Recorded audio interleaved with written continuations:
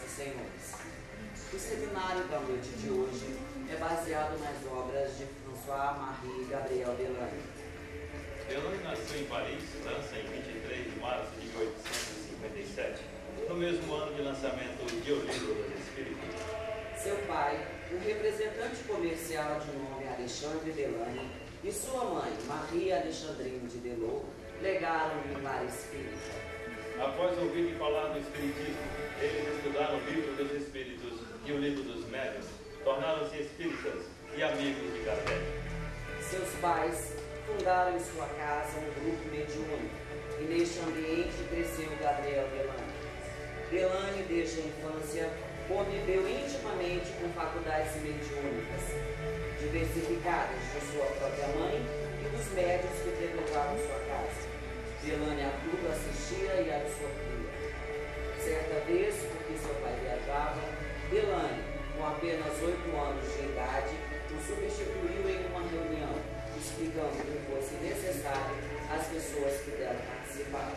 Sua ligação com Allan Kardec também foi significativa. Kardec dispensou a ele mimos que um avô dispensa a seu neto, e um dia tomou o menino no colo e vaticinou: este menino um dia será uma personalidade de destaque no Espiritismo. Delany sempre teve problemas de saúde. Desde a infância tinha um abscesso no olho esquerdo que progressivamente lhe prejudicou a visão. Possuía uma paralisia nos membros inferiores que se agravou com o tempo, tendo que usar muletas até o final de sua vida. Não obstante todo o sofrimento físico, sempre produziu incessantemente, divulgando os ideais espíritas. Delany estudou no Colégio Cluny, no Colégio Grey, e aos 19 anos na Escola Central de Artes e Manufaturas. Trabalhou como engenheiro até 1892 e como representante comercial até 1896. Após esta data, dedicou-se integralmente ao Espiritismo. Delany marcou a transição e a continuação da obra de Allan Kardec. Considerado discípulo de Kardec, foi um defensor ferrenho do caráter científico da doutrina espírita. Lutou para consolidar o Espiritismo como ciência, empolgou homens de ciência da época, foi presidente da União Espírita Francesa, presidente da Sociedade de Estudos dos Fenômenos Psíquicos, fundador e diretor da Revista Científica e Moral do Espiritismo e redator geral do Jornal do Espiritismo. Fez conferências públicas, proferiu palestras gratuitas e debates, participou de congressos espíritas nacionais e internacionais. No livro Brasil, Coração do Mundo, Pátria do Evangelho, psicografado por Chico Xavier, Humberto de Campos revela que Delany reencarnou com a missão de consolidar a ciência espírita em trabalho missionário de colaboração direta com Allan Kardec. A sua biografia nos faz perceber que este grande mestre, que tinha uma saúde frágil, deixou para a humanidade um legado de extrema importância para os fundamentos da doutrina espírita. Kardec estava escrevendo sobre o magnetismo quando morreu, e Amélie Baudet fez tudo para que a obra não parasse. Delany completou as anotações de Kardec e assim surgiu o seu primeiro livro. Publicado em 1885 com o título O Espiritismo perante a Ciência, aborda teorias relacionadas à existência da alma, magnetismo, sonambulismo, hipnotismo, mediunidade, perispírito e provas da imortalidade da alma. O segundo livro, O Fenômeno Espírita, veio a público em 1886. É uma espécie de curso introdutório à doutrina espírita. Abrange temas como a comunicação com os mortos, fenômenos de efeitos físicos e reencarnação. A próxima contribuição, Evolução Anímica, publicada em 1897, analisa os postulados espíritas frente à psicologia e à fisiologia. Desdobram-se temas como vida, memória, loucura, hereditariedade e universo. Discute a evolução cósmica e terrestre. O quarto livro, Pesquisas sobre a Mediunidade, editado em 1898, ainda não foi traduzido para o português. Aborda a clarividência e o animismo. Em 1899, publicou o quinto livro, A Alma é Imortal, Neste livro, o autor trata de temas como imortalidade da alma, desdobramento, exteriorização da sensibilidade, fotografias de espíritos desencarnados e criações fluídicas da vontade. Após 10 anos sem novas edições, Delany, em 1909, traz a público sua obra-prima, As Aparições Materializadas dos Vivos e dos Mortos. Neste livro, Delany não deixa sem respostas nenhuma das objeções que são feitas à existência da alma. Para prová-la, fornece documentação de múltiplas experiências científicas. O último livro, Reencarnação, foi ditado em 1924 e teve publicação póstuma em 1927. Delany documenta evidências da reencarnação com auxílio da tese Memória Integral. Delany desencarnou em 15 de fevereiro de 1926, aos 69 anos de idade, e nos deixou um valioso legado. Os livros de Delany são baseados em estudos profundos, pesquisas e experimentos, passando por toda a fenomenologia espiritual, fundamentando a obra de Kardec. Ele provou que o espiritismo não é incompatível com a ciência e está em conformidade com a moral cristã. Eis o importante legado científico deixado para nós.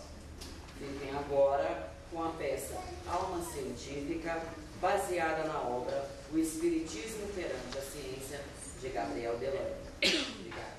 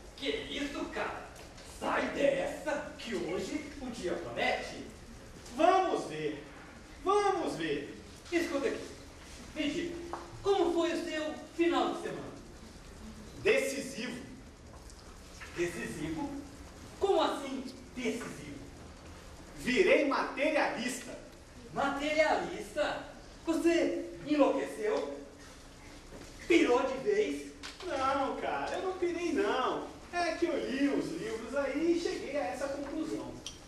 Você bebeu, velho? Desde 1885, ao publicar este livro, O Espiritismo perante a Ciência, que Gabriel Delany jogou por terra o materialismo. Gabriel Delany? E quem é esse Gabriel Delany?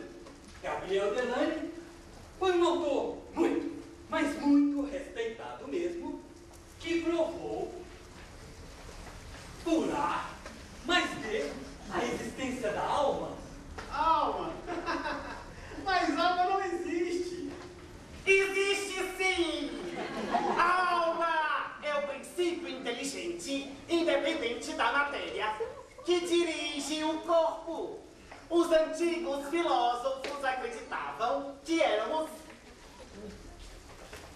duplos e que em nós residia um princípio inteligente. Sócrates estabeleceu a existência da alma e, para isso, se baseou em razões de extrema lógica.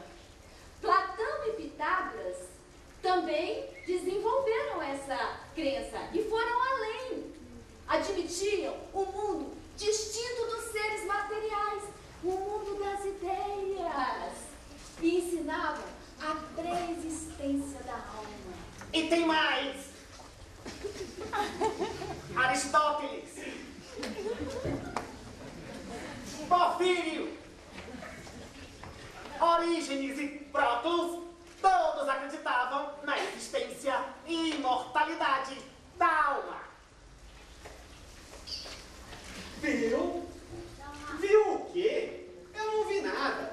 Sempre existiram contraditores.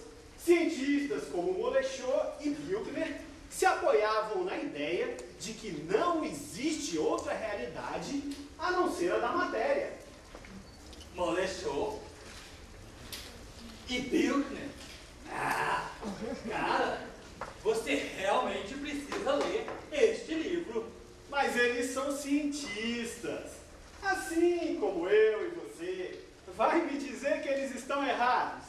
Vou. Baseado em Delany, eu digo, afirmo e reitero que eles estão errados. Ah, é? Sabichão. E onde é que foi que eles erraram? Mesmo os materialistas que rejeitam a alma são obrigados a admitir a existência de uma força que dá vida aos corpos orgânicos. Eles definem essa força como um conjunto de funções, o que não quer dizer nada. E são incapazes de explicar a natureza íntima desse princípio que dá origem à vida. Moleschot nega em absoluto a existência de uma vontade maior dirigente do universo. Ou seja, ele não acredita em Deus, Odó, e afirma que essa força é um atributo da matéria. E nós perguntamos, como o acaso pode combinar a ação de todos os elementos de uma forma tão racional, tão calculada, conduzindo a vida numa marcha progressiva? As leis físico-químicas não são inteligentes. Elas são postas em ação por um poder que as domina. As teorias de Newton, D'Alembert e Laplace provam que não tem fundamento científico atribuir força à matéria. Todo mundo sabe que a matéria é inerte e só se movimenta quando uma força atua sobre ela. E essa força independe da matéria. O estudo imparcial dos fatos nos mostra que existem dois princípios independentes um do outro, força e matéria. A essa força chamamos alma. Mas eu sou um cientista. Eu preciso de provas. De provas. Delany nos prova que a alma é uma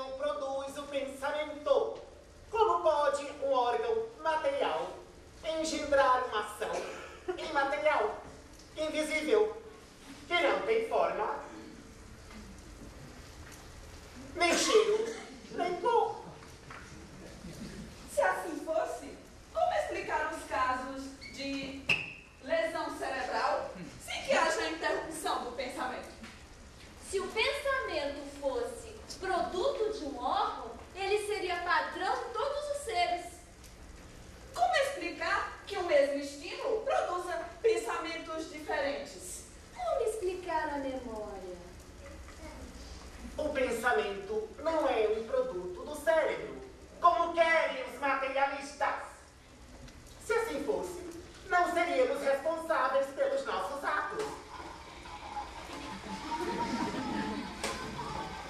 O cérebro é o órgão de manifestação da inteligência, mas não é a consciência.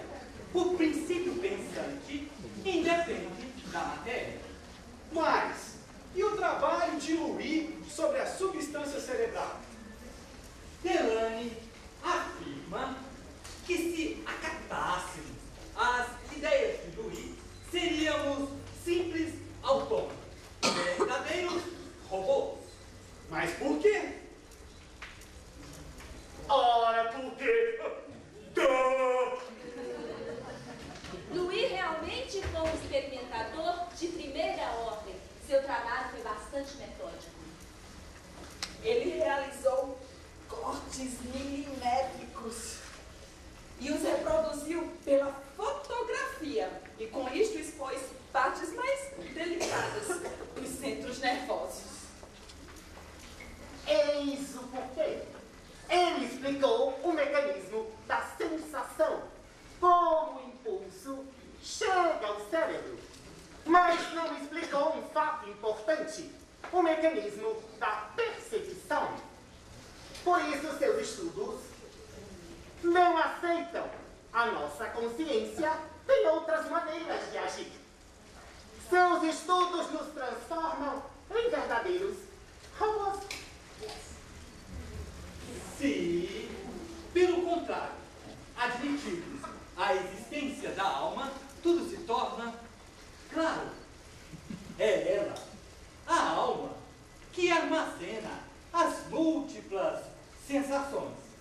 E é ela, a alma, que pensa, analisa e compara essas múltiplas impressões com as ideias que possuíamos anteriormente. Sei não. Eu ainda não estou convencido. Meu amigo, Delany nos prova que Moleschott e Büchner eram realmente cientistas talentosos. Ele prova que a matéria não tem o atributo da força. Ele diz que os profundos conhecimentos químicos de Moleschott e o talento de sábios como Brossard, Büchner, Carl Volcker e Louis não invalidam a existência da alma. Mas se você ainda tem dúvida, eu lhe digo que temos um poderoso instrumento de investigação que nos prova e nos apresenta de maneira formal a existência da alma. Sei! E que poderoso instrumento é esse? A ciência magnética. O magnetismo. Ciência magnética? Magnetismo? E o que isso tem a ver com alma? O magnetismo é conhecido de todos os tempos. Os magos da Caldeia e os brahmanes da Índia curavam pelo olhar e por meio dele proporcionavam sons. Os egípcios utilizavam-no no alívio dos sofrimentos. Os gregos e romanos também tiveram templos onde se reconstituía a saúde através de operações magnéticas. A medicina magnética tornou-se célebre na Gália entre os druidas. Também foi praticada pelos sábios na Idade Média. O magnetismo foi definido por Van Helmont como a força do homem que pode atuar fora de si, influenciando um objeto ou ser afastado dele. O magnetismo é hoje estudado metodicamente e, em virtude de sua notável propriedade, o sonambulismo provocado, esta ciência, o magnetismo, hoje dá passos gigantes. Com os fatos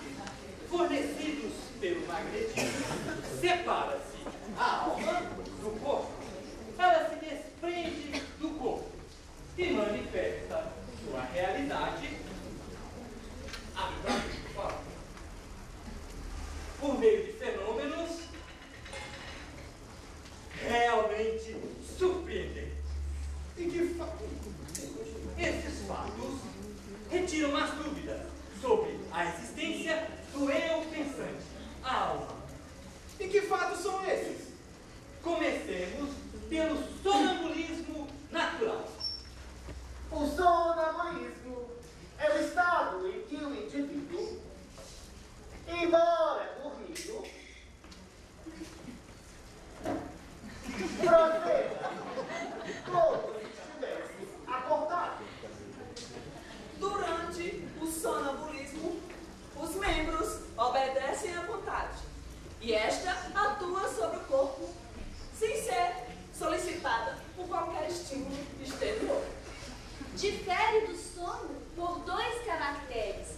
Primeiro, o andar ou movimento variado durante o sono.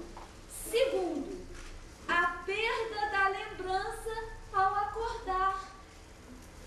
O que eu estou fazendo aqui? Está vendo? É muito importante para que você possa entender melhor. Vejamos um caso.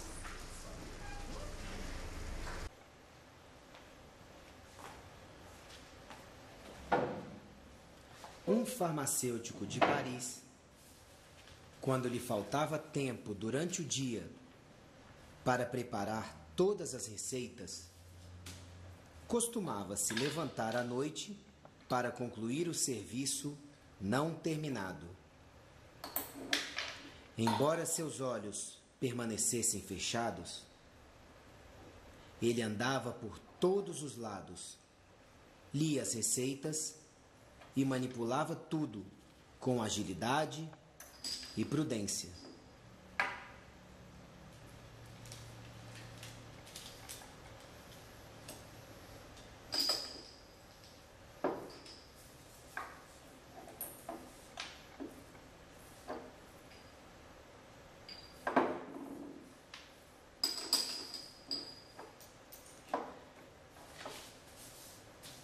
Depois de preparar todas as receitas, ele arrumava tudo e voltava a dormir.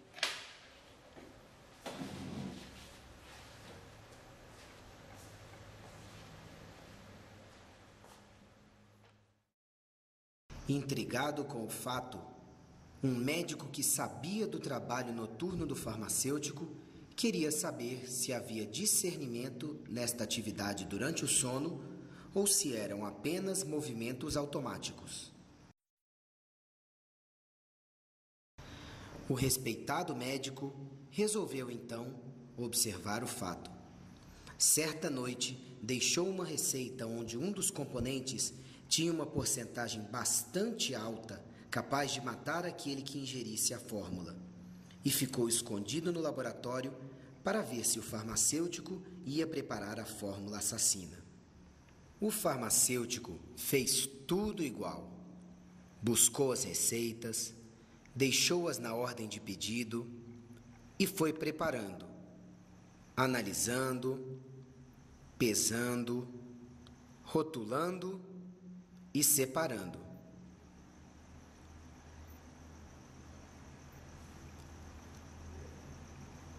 Até que pegou uma receita, leu várias vezes e, parecendo bem espantado, disse: é impossível que o doutor não tenha se enganado com essa fórmula. 2 grãos seriam bastante, mas há aqui explicitamente escrito 2/8, o que significa mais de 170 grãos. Isso é o bastante para envenenar mais de 20 pessoas.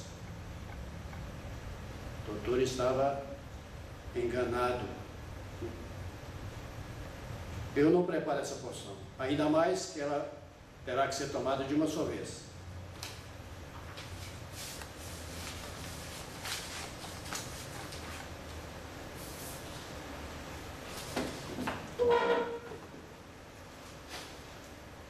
Para espanto do médico, o farmacêutico preparou todas as outras receitas, arrumou o laboratório e foi dormir, deixando de lado aquela fórmula.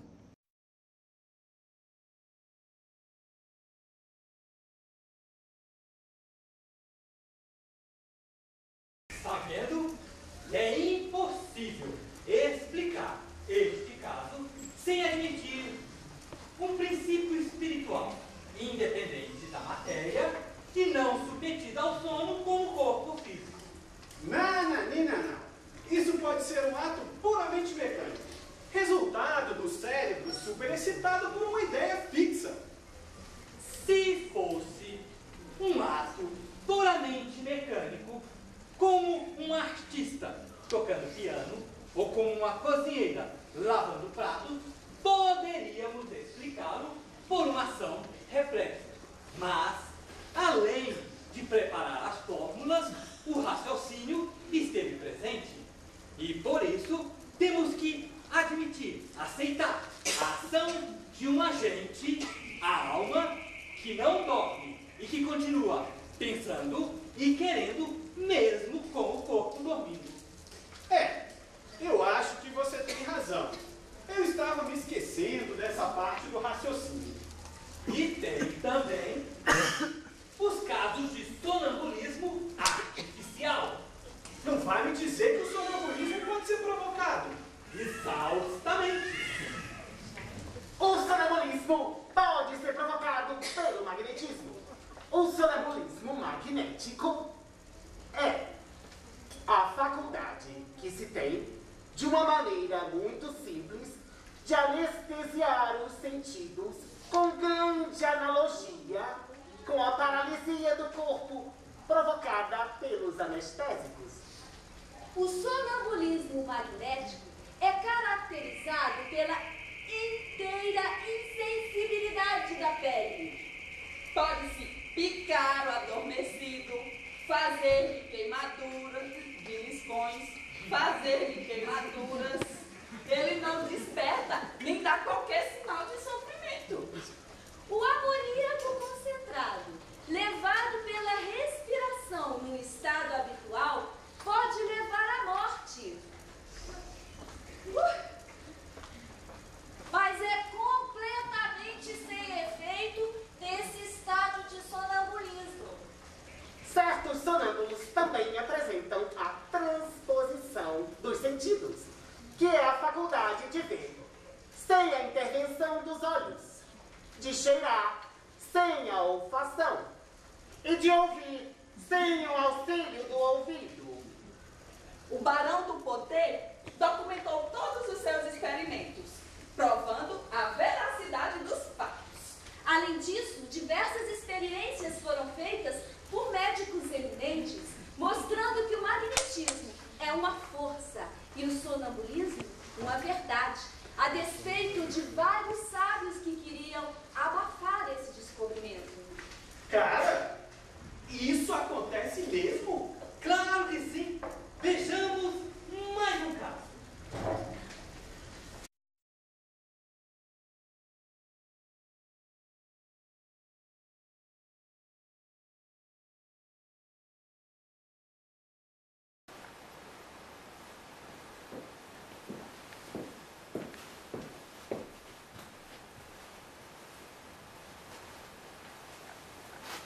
Senhoras e senhores, boa noite. Esta é a Mademoiselle Annette, sonambúlica, com a qual faremos os experimentos de hoje.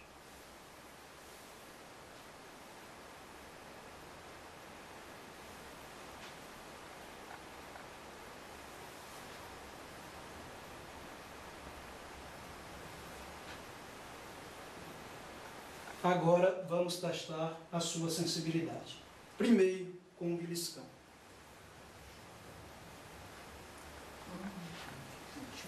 Nada sentido. Agora com um alfinete. Alfinete? É, um alfinete.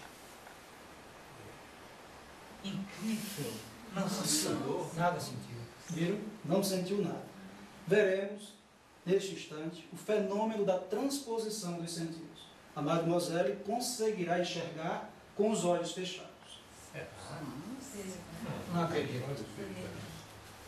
Vejam este objeto. Mademoiselle, o que está atrás da sua cabeça? Não sei. Não falei isso. Veja, concentre-se. Espere um pouco. Isso me fatiga. É... um relógio. Nossa. Se a Mademoiselle conseguiu enxergar que é um relógio, com certeza conseguirá ver que horas são. Não. Não. É muito difícil. Veja, olhe bem. Espere um pouco. Vou esforçar-me. Direi as horas, mas os minutos não posso ver. São 8 horas menos 10. São 8 menos 10. muito bom. Muito bom. Que barulho é esse? Que barulho? É, uma festa na casa ao lado. Senhoras e senhores, o que está acontecendo é o fenômeno da dupla vista. Ela está enxergando o que está acontecendo numa casa ao lado. Mademoiselle, você quer ir lá? Certamente. Olhem só aquelas duas moças de vestido azul, como dançam jocosamente. E o pai dançando com a noiva pelo salão. Que lindo! Olhem aquela senhora, como é desembaraçada. Ela reclama que seu copo não está doce o suficiente e quer mais açúcar.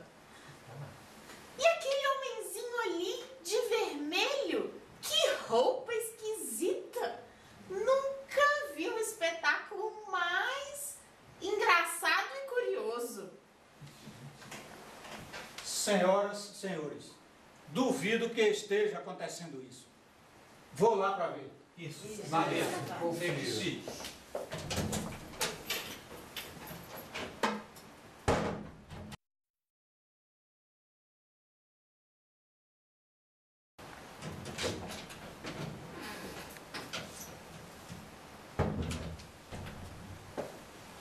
Senhoras e senhores, é impressionante. Tudo acontece conforme ela descreveu. Vi a moça de vestido azul, o pai dançando com a noiva, o homenzinho de vermelho. Todos estão realmente na festa. É fantástico.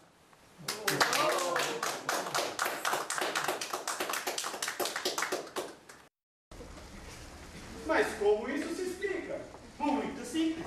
Pela existência da alma. Ok, você venceu. Eu posso até acreditar na existência da alma. Mas você não sabe ainda de uma coisa. O hipnotismo. Hipnotismo? Quando um paciente fixa o olhar durante um certo tempo no objeto brilhante colocado acima da fronte, a fadiga nervosa que resulta dessa tensão do olhar produz um sono particular, caracterizado pela insensibilidade total ou parcial que se manifesta em todo o corpo. E também, por uma dupla vista, análoga à dos sonâmbulos. Quem primeiro se ocupou desta doutrina foi o Abade Faria, mas eminentes pesquisadores como Charcot, Bourneville, Renard e Paul Richer deram continuidade aos seus estudos. E eu que achava que hipnotismo era picaretagem. Nada disso. É bastante simples. E não temos como explicar esses fenômenos a não ser pela existência da alma. Existência da alma. Como eu estava dizendo, eu posso até acreditar na existência da alma. Mas, o que lhe garante que ela não acaba com a morte do corpo? Como todas as forças químicas e físicas, essa força que você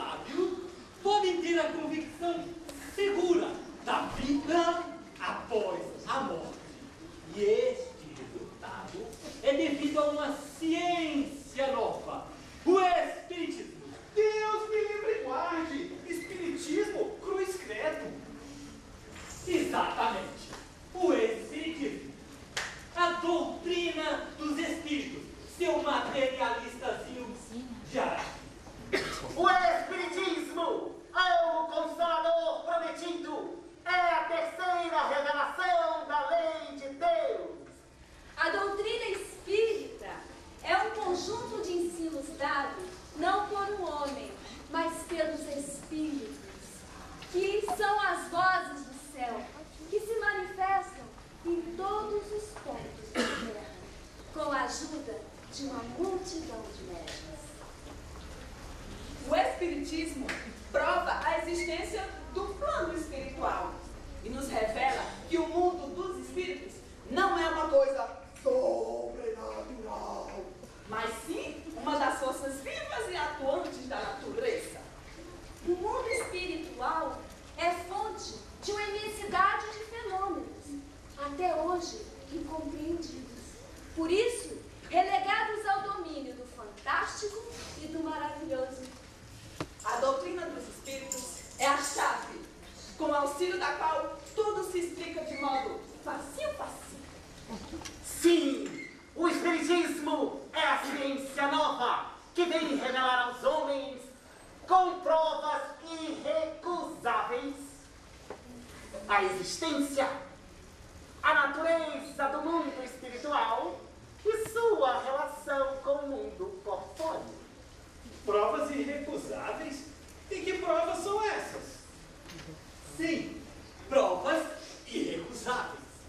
Experiências, como as realizadas pelo grande e talentoso cientista William Crookes, provaram cientificamente a sobrevivência da alma após a morte do corpo físico. O senhor William Crookes, o eminente químico a quem devemos o descobrimento do tálio, e que demonstrou um quarto estado da matéria, que chamou, segundo Faraday, de matéria radiante, ele mesmo. Sim, o respeitável Crookes estudou os fatos espíritas por quase 10 anos. Construiu instrumentos delicados com os quais mediu matematicamente a existência dos espíritos. Durante as sessões de materialização realizadas por a médium Florence Cook, ele fotografou e mediu o espírito de Kate King. Nas experiências foi possível verificar o peso, verificar as batidas cardíacas e até a pressão do espírito. Assim, com suas pesquisas devidamente documentadas e publicadas, ele provou a existência do espírito e a imortalidade da alma. Ao final de seus estudos, declarou: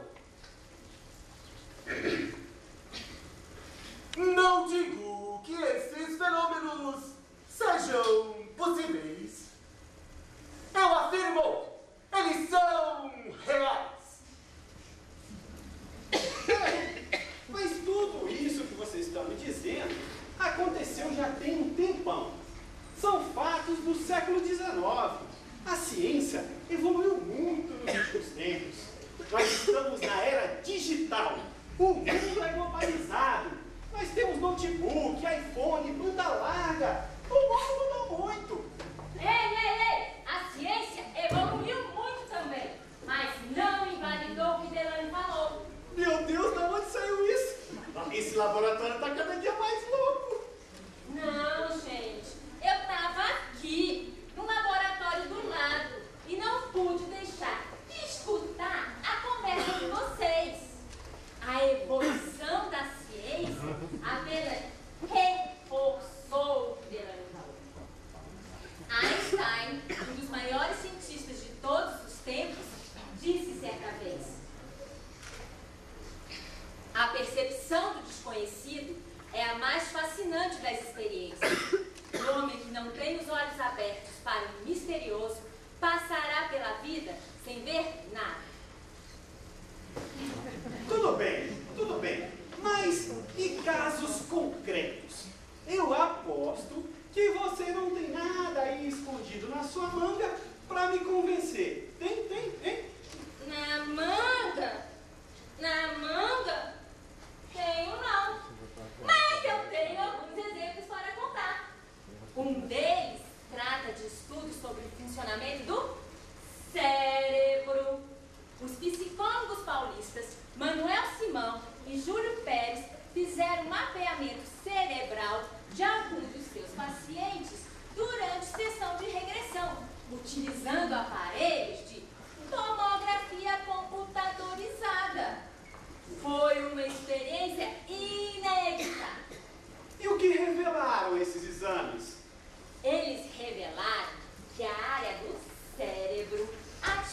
realizada quando os pacientes entram em uma hipotética vida passada é a da memória. Ficou provado que durante a regressão, a parte que comanda os circuitos da imaginação não é criatividade. Então, na regressão, o paciente não está criando uma situação imaginária. Ele acessa algo em seu cérebro que realmente vivenciou. É extraordinário! Nossa! Isso é muito interessante. Eu realmente não sabia disso. E não é só isso. Tem mais. Para descobrir como os espíritos se comunicam com os homens, o Dr. Sérgio Felipe, do Instituto de Saúde Mental de São Paulo, estudou em detalhes a glândula pineal do ser humano e descobriu que ela possui pequeninos cristais. Eu li a tese do Dr. Sérgio. E para este eminente psiquiatra, essas pedrinhas, esses pequenos cristais existentes na pineal, funcionariam como antenas na captação de mensagens do outro plano. Isso mesmo! O Dr. Sérgio notou em repetidos exames de ressonância magnética que os médicos possuem uma quantidade bem maior desses cristais e, por isso, teriam uma capacidade bem maior de interagir com o campo magnético. Caramba! Isso é uma descoberta muito importante. Eu realmente tenho que pensar melhor no assunto antes de me tornar materialista mesmo. Yes! E não termina por aí. Um estudo publicado no importante jornal Correio Brasiliense chamou a atenção dos pesquisadores que não aceitam os fenômenos parapsicológicos. As experiências, todas registradas em vídeo, foram realizadas na Universidade do Arizona, sob a direção do professor Gary Schwartz. Os testes foram realizados com 5 supostos paranormais. Os médiums não tiveram nenhum contato corporal ou visual com as pessoas. Esses estudos tiveram êxito muito maior que o esperado, revelando detalhes particulares a respeito da personalidade dos mortos, seu ambiente familiar e as circunstâncias dos óbitos. A média de acerto foi de 83%, tendo um dos paranormais atingido 93%. Entre as pessoas normais, o índice de acerto foi de apenas 36%.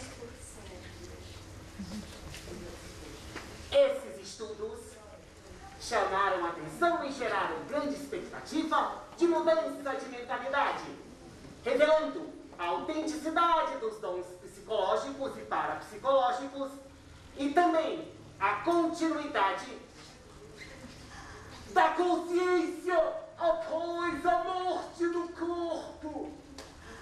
Yes! Antídoto! Antídoto! Gira, gira, gira. Gira, gira. Ai, ratinho! Ai, ratinho!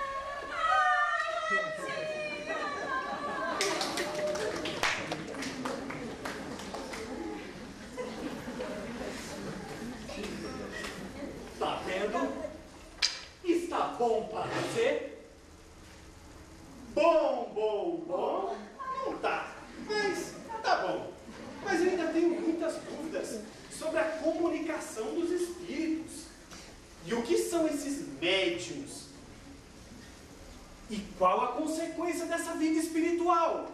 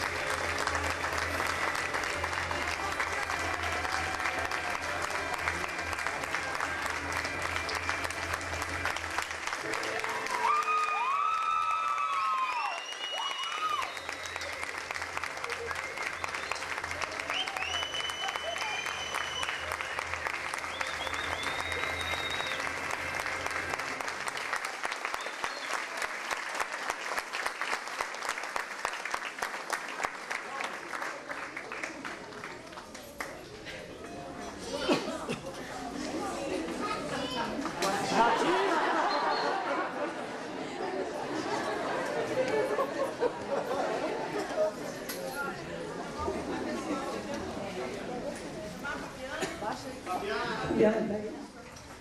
Cadê a Fabiana?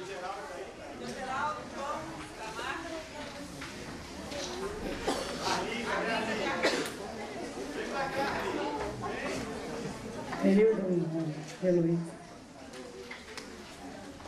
Chorei. Ri, chorei. Eu realmente estou extremamente emocionada, porque desde o início Gabriel Delany estava presente. Ele ainda dizia que era inacreditável que os humanos, os encarnados, conseguissem encontrar graça no livro dele para mostrar de uma forma tão bela e de forma cômica, porque os cientistas não são nada engraçados, são isolados em seus gabinetes e suas plateias nunca são numerosas, porque estão sempre sentados nessas plateias apenas cientistas. E o número de cientistas nunca é numeroso. E que ele estava aqui vendo essa plateia e vendo alunos não cientistas colocando a sua obra de uma forma tão bela e que ele realmente gostaria de ter esse talento para ter escrito esse livro dessa forma. Então a gente ficou muito emocionado e nós não tivemos, em vez de rir também, nós choramos, mas foi de emoção. Então eu quero dizer o seguinte: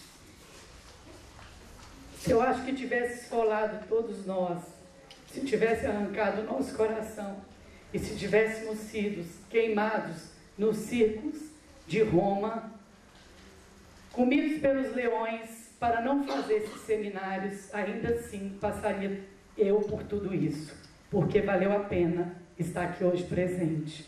Uma obra dificílima, deu para notar, é uma obra que só fala de ciência e não teve nem em estilo teatral um retoque sequer.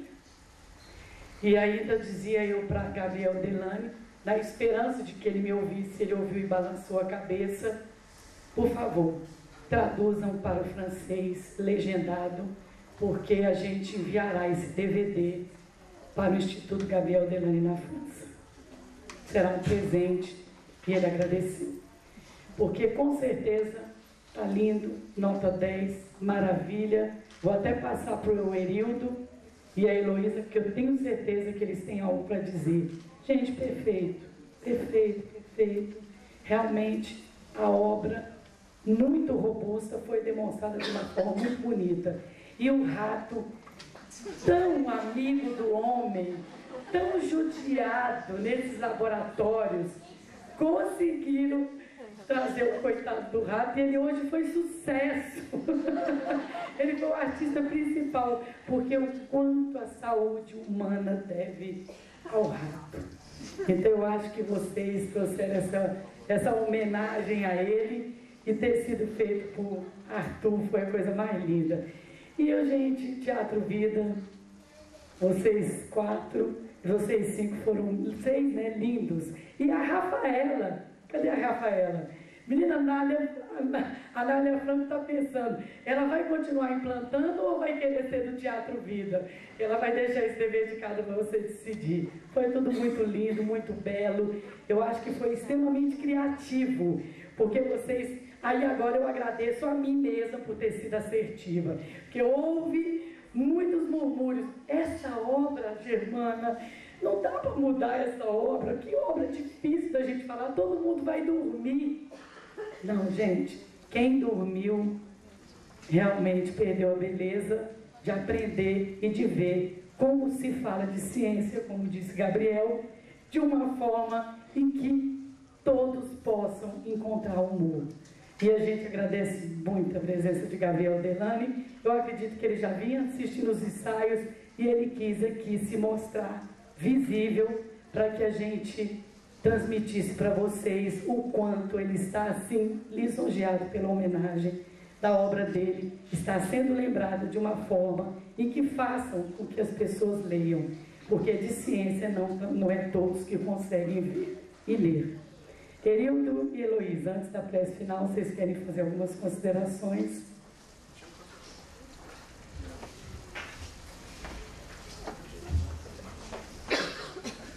E esse queijo aqui, eu pensei que o rato ia ser premiado no fim, por esse queijo, coitado, nem o queijo você teve depois de sofrer tanto, até uma injeção você levou.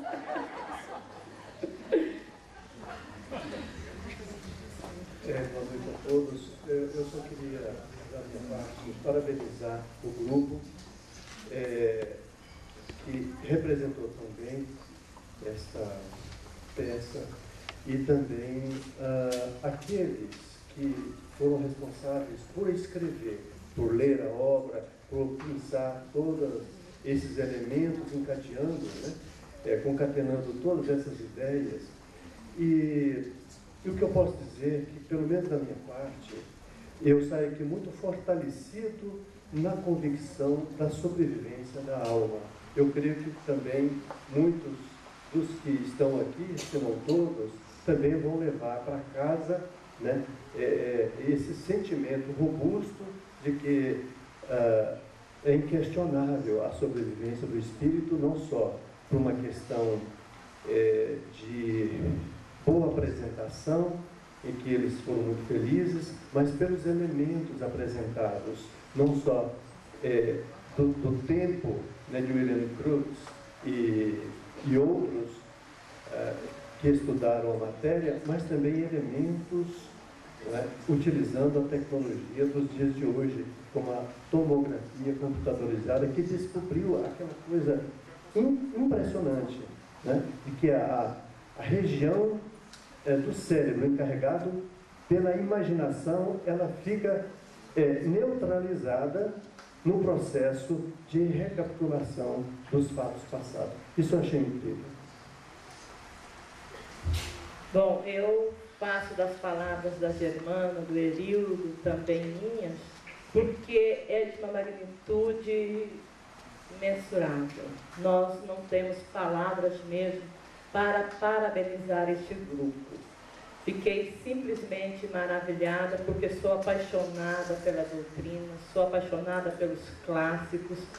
É a partir deles que nós construímos o nosso pensamento, é a partir dele que nós vamos exteriorizando o conhecimento, um aprendizado novo. Todos, assim, sensacionais. Fiquei um pouquinho preocupada, disse ali o Erildo, com o tombo que a Paula levou aqui na hora que ela estava se retirando, né? Pensei que ela havia se machucado sério, mas ela voltou em seguida, né? Com a mesma garra, com a mesma força, demonstrando que quando nós desejamos algo, quando nós acreditamos, quando nós temos um porquê, o como acontece, né? O tombo não foi de mentirinha, gente, ela estava saindo, engarranchou ali no negócio, né? É só nós que estávamos daquele lado de lá que percebemos, né? Então, quando a gente tem um porquê, o como acontece, e aqui tem acontecido sempre. Como diz a Germana, o exercício que é realizado na diretoria, que tem ela à frente, com os seminários, é de muitíssima importância para esse estudo.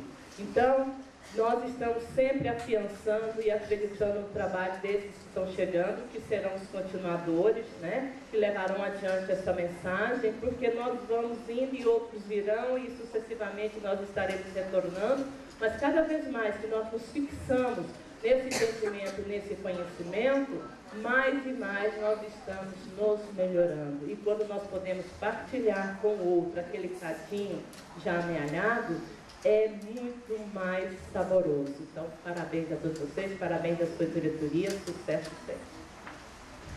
Então vamos fazer a nossa prece e dizer que graças a essa espiritualidade que nos inspira, este ano nós contratamos uma filmadora profissional que realmente vai fazer com que essa peça fique mais bem filmada e a gente vai disponibilizar esse DVD.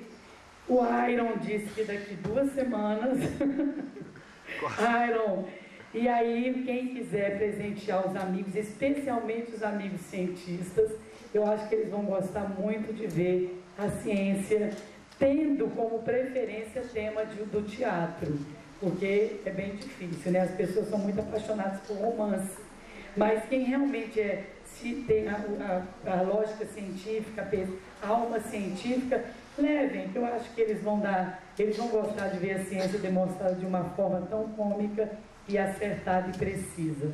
Então estaremos com ele disponível e com certeza os que falam francês no grupo, né? Arthur, Divaldo, você também, né, Paula? Por favor, legendem, entreguem a legenda para o Iron antes dele fazer a edição final. Vamos enviar para o Instituto, porque o Instituto Gabriel Delano enviou um e-mail para a gente há um ano atrás, solicitando trocas de trabalho com a Comunhão Espírita. Eles tiveram 2 representantes da França aqui e eles me procuraram e falaram: a Comunhão é muito conhecida na França, nós gostaríamos muito de fazer trocas de trabalhos de vocês para o Instituto Gabriel Delano. E até hoje nós não tivemos oportunidade de enviar ainda, porque o nosso núcleo de pesquisa ainda não foi inaugurado. Mas eu acho que esse trabalho, em homenagem a Gabriel Delano, vale a pena legendar em francês e enviar para eles. Eu acho que eu acho que eu vou atender o convite pela primeira vez, já pode ser um ensaio, e depois o núcleo de pesquisa continua essa série de trocas propostas por eles mesmos. Então vamos convidar todos para fazer uma prece, e após a prece vamos fazer a foto, que vai ser a capa do DVD. Eu queria convidar todos os dirigentes da fase 2C e 2D que participassem dessa foto, para que fique registrado esse seminário de 2008, segundo semestre. Então, vamos fechar os nossos olhos e nos deixar embalar pela emoção que nesse momento nos fala das maravilhas do mundo espiritual entre nós. Muitos daqueles que, como personagem inicial, que gostam da matéria, que tem dificuldade de aceitar essa percepção extrasensorial, essa percepção que para nós é bem orgânica, que tem dificuldade de aceitar a subjetividade. É muito difícil entender a nossa emoção, é muito difícil entender as mentes interdimensionais, é muito difícil entender o porquê 15 pessoas, 20 pessoas como estão nesse palco hoje, para eles perder o tempo em montar um trabalho em que se prova a existência da alma, em que se traz um livro de 1800 para ser defendido por essas 20 pessoas. A esses irmãos nós respeitamos, a esses irmãos nós conferimos toda a nossa paciência de dizer que cada um, segundo a sua obra, segundo aquilo que consegue conceber e segundo aquilo que é. Respeitamos todos Jesus da forma que são, mas gostaríamos agora que o Senhor nos permitisse pecar um pouco na modéstia e lembrar Kardec que um dos pontifícios de um dos seus livros, ele diz que feliz aquele que acelera o seu passo na evolução, aceitando as coisas do Espírito, tendo fé naquilo que nós não conseguimos pegar, mas se debruçando em procurar entender, não tendo preconceito e não recusando, e sim buscando compreender, buscando pesquisar, e não apenas ficar no mesmo lugar, dando os passos e formando buracos que se chamam preconceitos, que devemos, Jesus, buscar entender, porque além da razão existe muito mistério, como disse aqui o cientista citado Einstein, que nós não concebemos. Por isso, Jesus, encerramos a nossa prece, dizendo e lembrando Joana de Ângeles: bem-aventurados somos todos nós, que nos debruçamos naquilo que não vemos, naquilo que não tocamos, mas que a lógica precisa nos mostra que há sabedoria, há presença divina, há ordenação, há beleza e há uma organização que nos leva à evolução. No invisível, nessas maravilhosas criaturas que habitam o mundo espiritual, porque elas estão agora no limiar de uma nova geração, no limiar do planeta de regeneração, nos dizendo: é chegada a hora, que será muito menor a distância entre nós e quem está encarnado.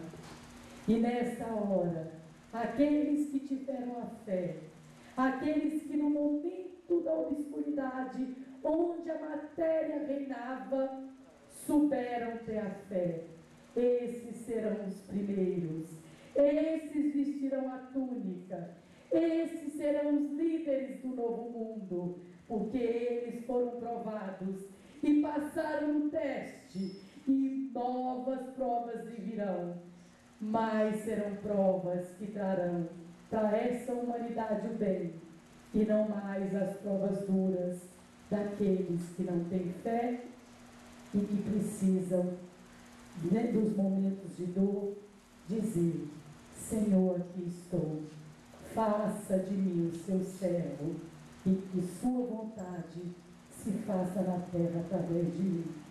Palavras de Allan Kardec, com um pensamento científico sobre dizer ao Espírito de verdade, sobre o fogo da perseguição, sobre o ácido da calúnia. Ele se desnudou da personalidade de pedagogo e aceitou a tarefa árdua do missionário das vozes do além. Obrigada, Jesus, por estar conosco. E a Gabriel Delane, o nosso querido abraço a esse ser que também soube fazer suas renúncias para que a ciência espírita chegasse entre nós e fizesse com que esses alunos e dirigentes da fase 2C e 2D realizassem maravilhas em nome da ciência espírita.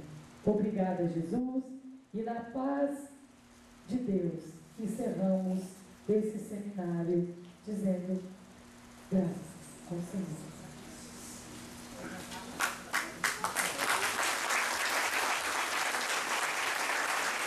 Senhores, amanhã nós temos o encerramento da Semana dos Seminários com a coleção de Ivone Pereira, Nas Voragens do Pecado, um romance robusto que vale a pena conhecer. Confiram conosco o encerramento com louvor. Obrigada.